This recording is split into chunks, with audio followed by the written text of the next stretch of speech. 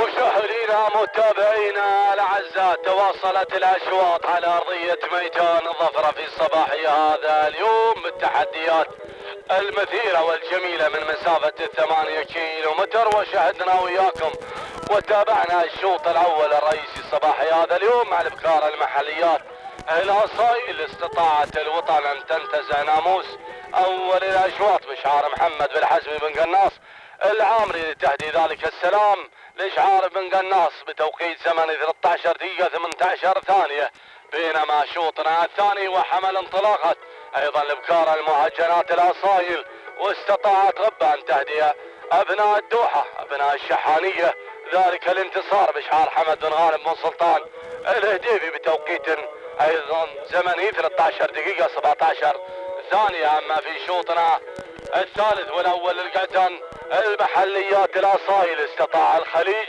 ليضيف نقطة ثانية بشعار محمد بن حزمي بن قناص العامري بتوقيت 13 دقيقة 23 ثانية.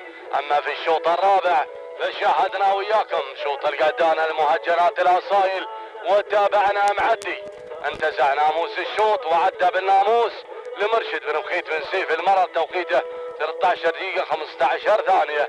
اما في شوطنا الخامس فاستطاعت الشهامة في الجولة الثانية لشوط الابكار المحليات الاصايل لتهدي الناموس لحمد بن خميس بن مبارك الخيالي والتوقيت الافضل 13 دقيقة 12 ثانية، هي صاحبة التوقيت الممتاز والافضل في صباح هذا اليوم.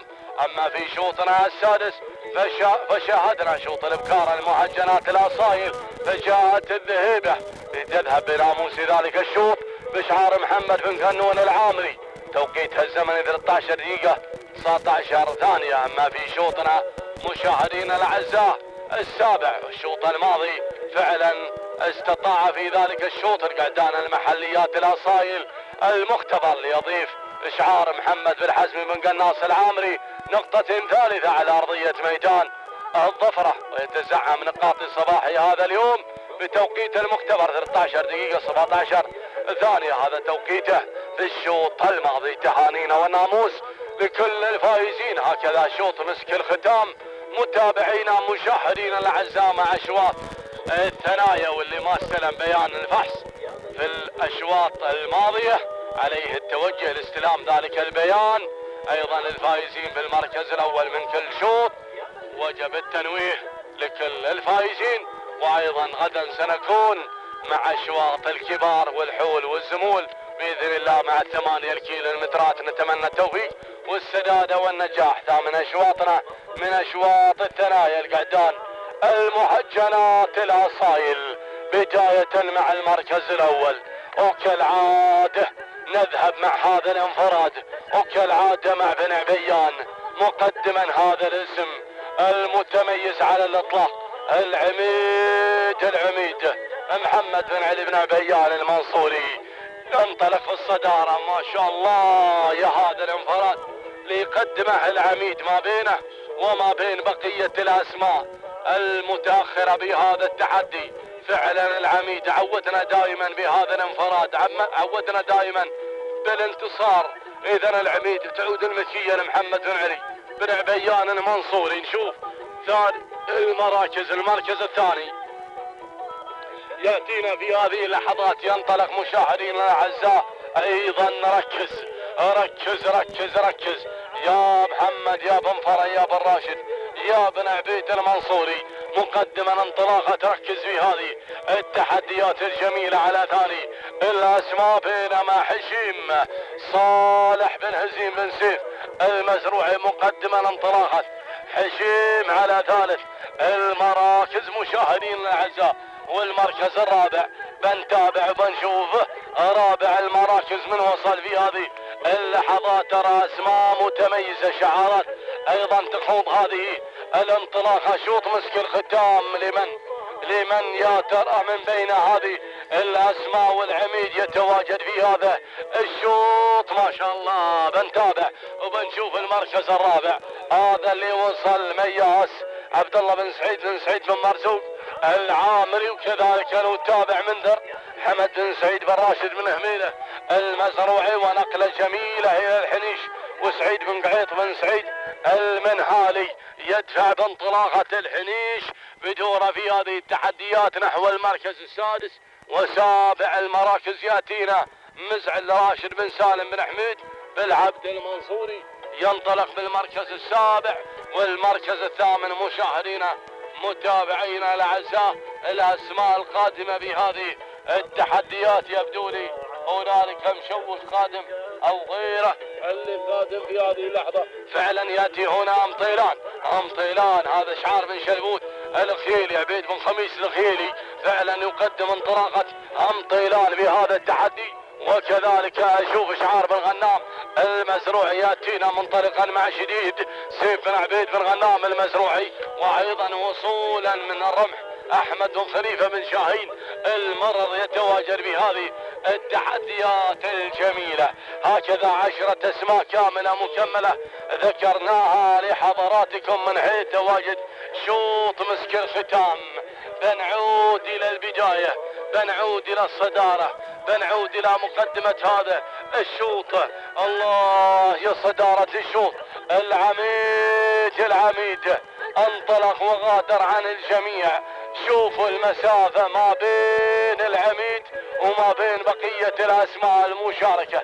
يبدو لي خلاص قفل على هذا الشوط وقفل على أبواب هذا الشوط. نظل على هذا المستوى، ونظل على هذا المسار، ونظل على هذا الاندفاع، ونظل على هذا التميز الواضح. إشعار بن عبيان، الله يزيد من السرعة ما شاء الله تبارك الرحمن على هذا التحدي والانطلاق المتميز من العميد، مثل ما عودنا او عود بن عبيان بالناموس محمد بن علي بن محمد بن عبيان المنصوري.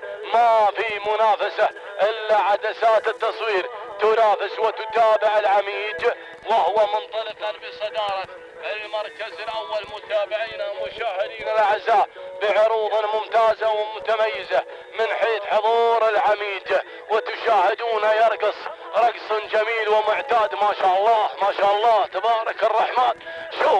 شوف الاداء اللي يقدمه العميد محمد بن علي بن محمد بن عبيان المنصوري. وهكذا دائما عودنا بالتحديات والانجازات بن عبيان، وخصيصا في رقص الكبار، خصيصا في رقص الكبار دائما متواجد العميد وحاضرا محمد بن علي بن عبيان المنصوري. يا سلام، وين الجماعة؟ وين هالطلايب؟ طلايب الناموس ما في شك ابدا.